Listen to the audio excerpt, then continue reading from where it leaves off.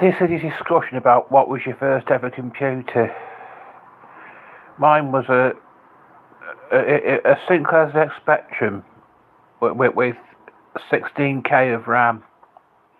Later I had it upgraded to 48k of RAM. I remember, I think we sent off for it from a Naturalist magazine, I think. And on the day that the postman brought it for me, it was absolutely thrilled to bits. I didn't get a lot of stuff bought for me when I was a kid, not compared to what some kids get. But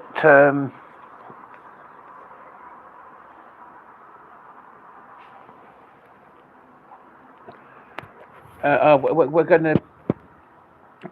What I'm gonna do here? Got this. Got me television. Got me television in the picture here, and we're gonna watch a few. Right. This is one of the games that were produced for the Spectrum computer.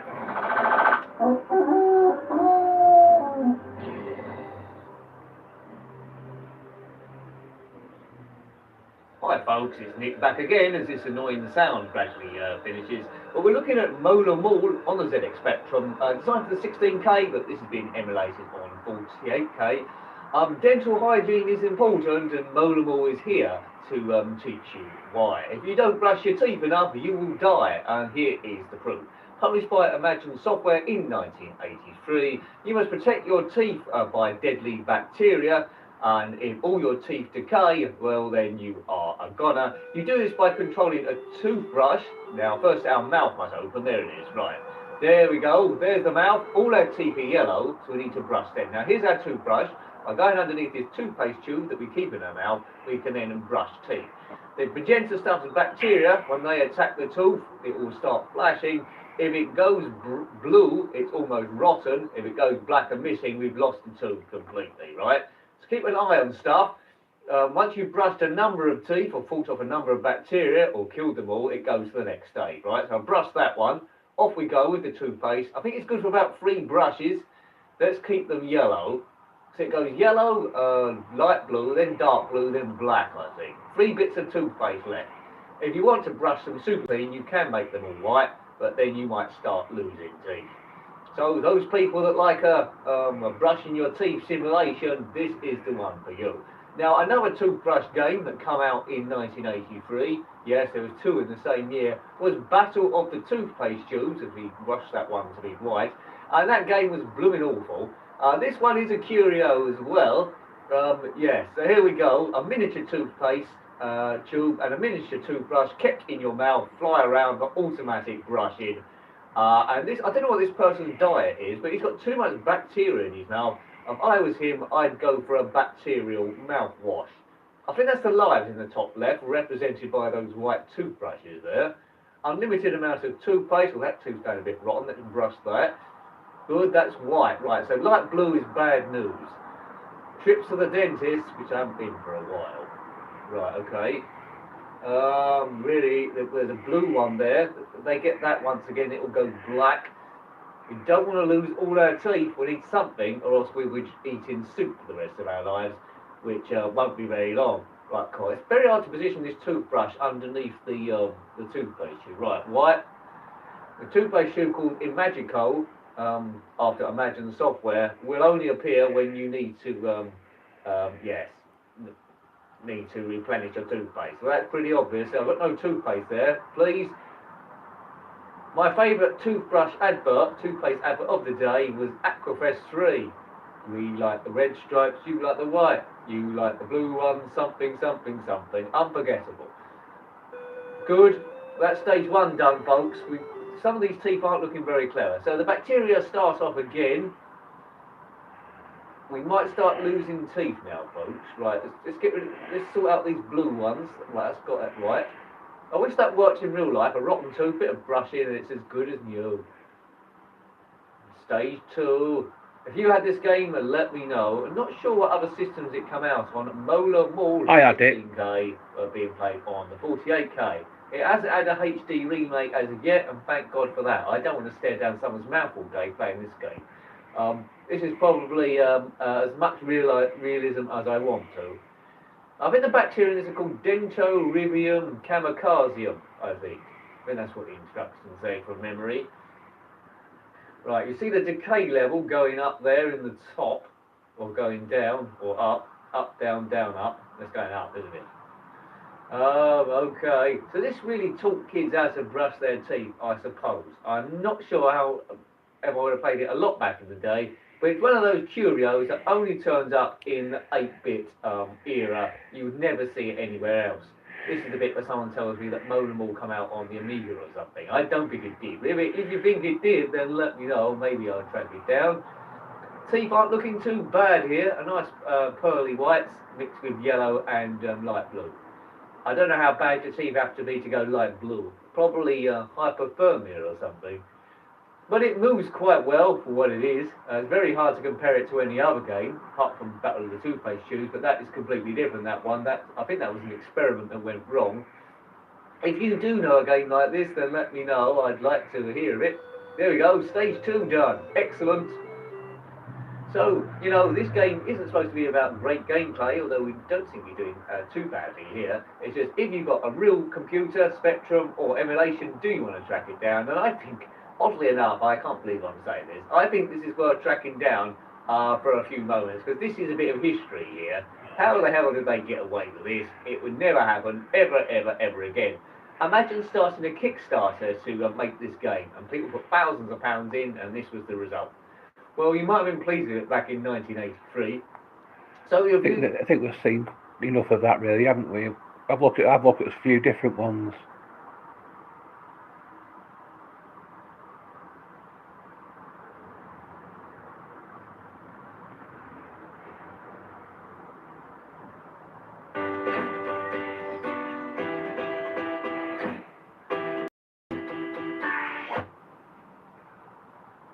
Welcome, Banana.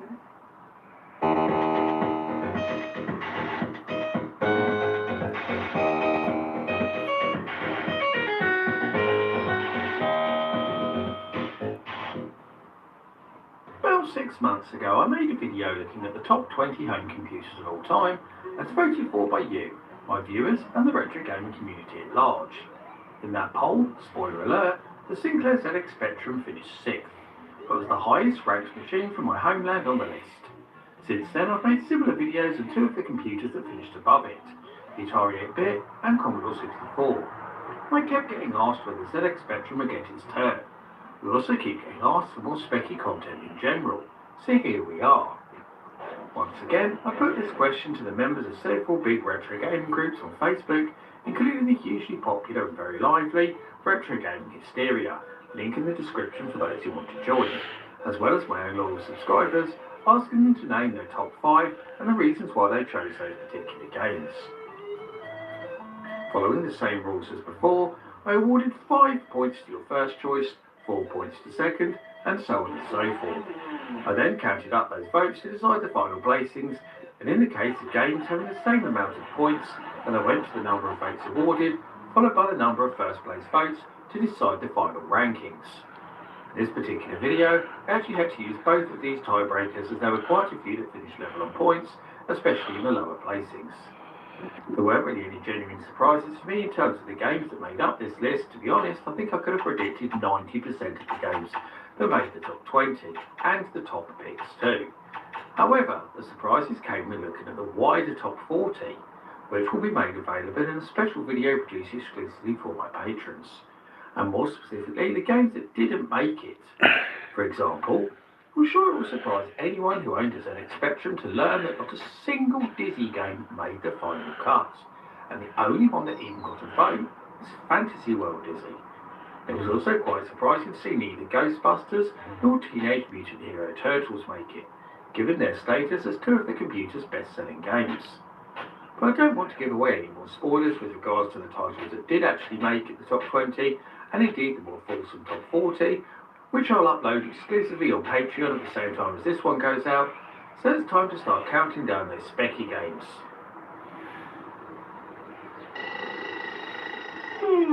Teddy bear there. Once upon a time, there were 3 bears. The 3 bears lived in the wood. Nanobox is a new exciting series of computer programs.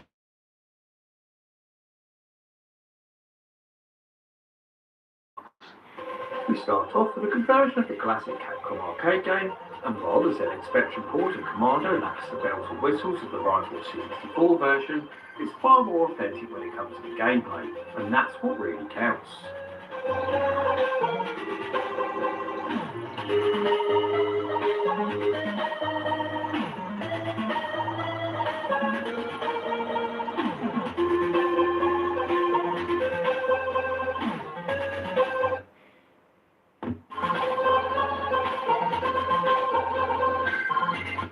Believe it or not, Life Force is the only traditional arcade-style shoot-'em-up to make the top 20, but its place is certainly justified, as with the game, FTL managed to defy the Spectrum's dreaded tribute clash with a game that plays just as great as it looks.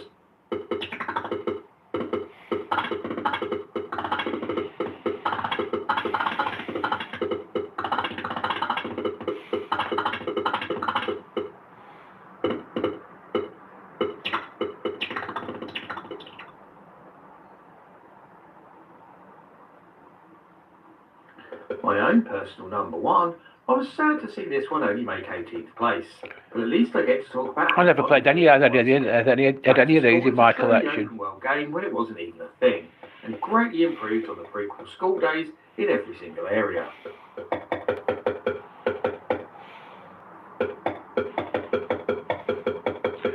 I think. Well, we'll have a look at the ones that I had in my collection.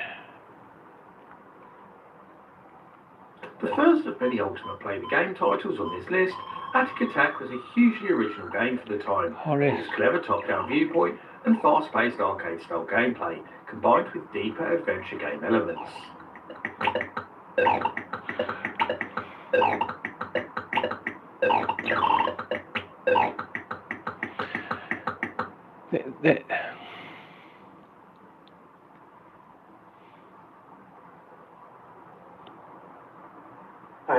Number 6. One of those, please.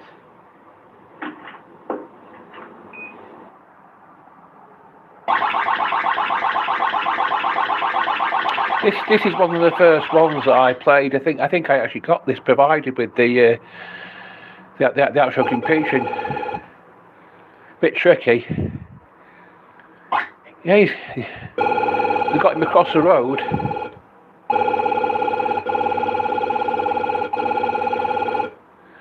That other game could make you clean your teeth more often. This one could make you more careful crossing the road, because you have to get him across the road to get your skis.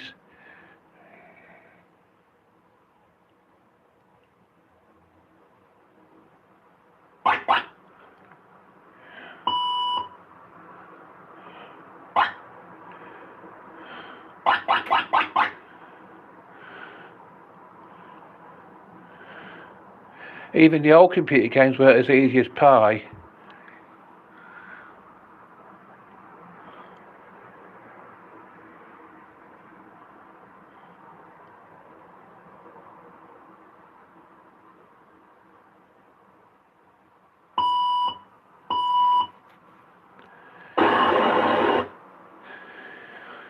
Doing it.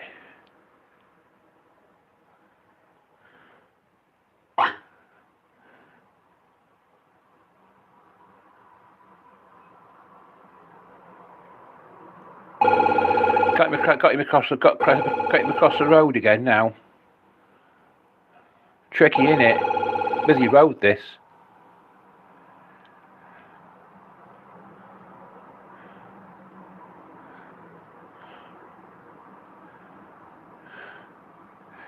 You can tell how primitive the graphics were in computer games in the 80s, can't you, compared to what they are now?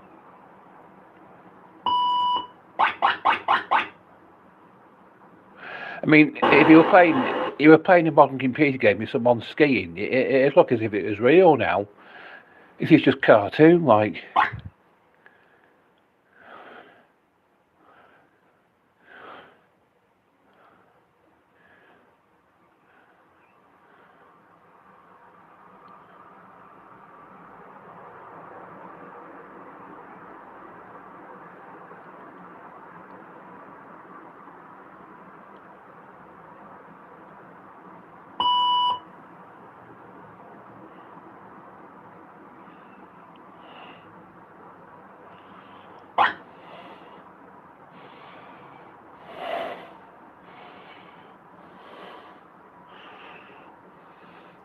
Okay, came across the road again now. Scores 980. Can't remember what the highest score I got on this was.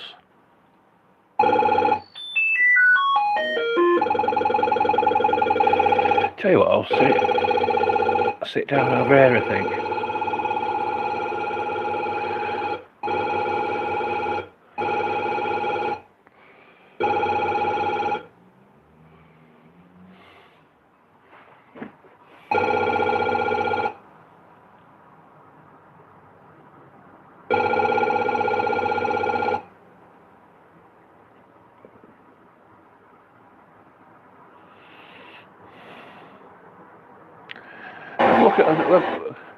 We've watched this one for long enough now, haven't we?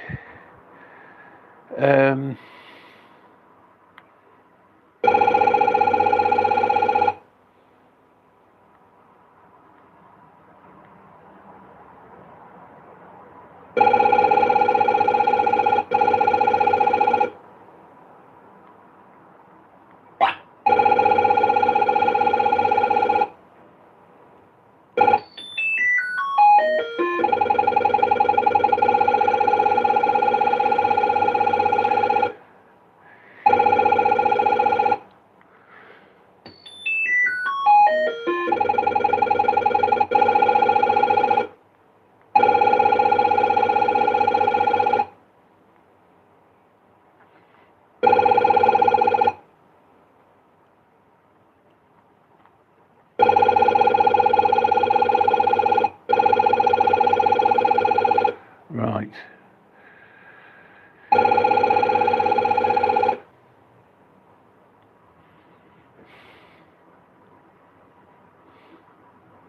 This is one called Checkered Flag.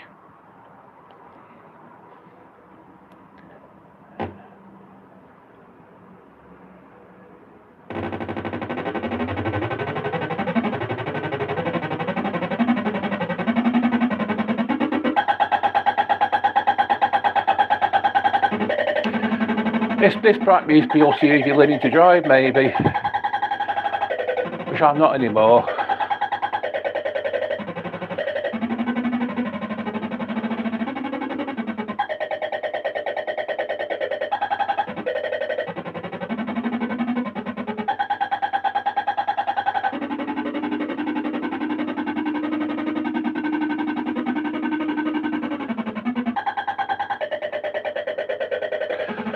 I'll do another live discussion after this on what was the most difficult computer game you've ever played.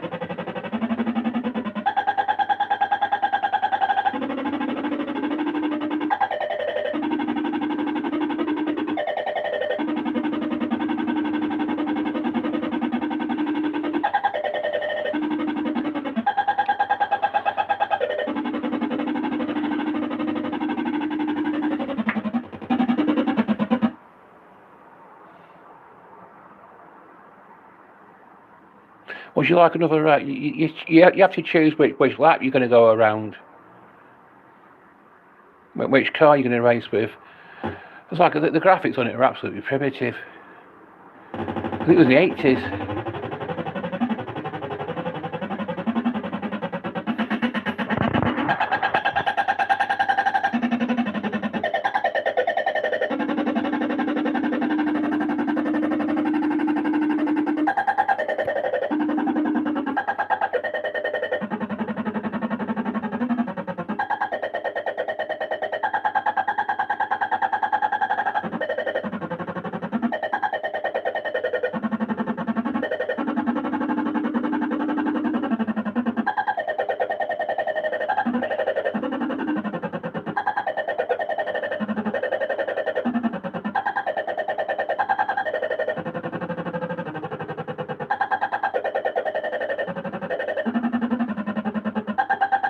Anyway, I think I'm going to end I'm ending the discussion at this point. I'm going to do another. The next discussion I'll be doing today. I'll be doing it today. It's what is the most difficult computer game that you ever played. Anyway, so I'll be ending it at this point. Goodbye.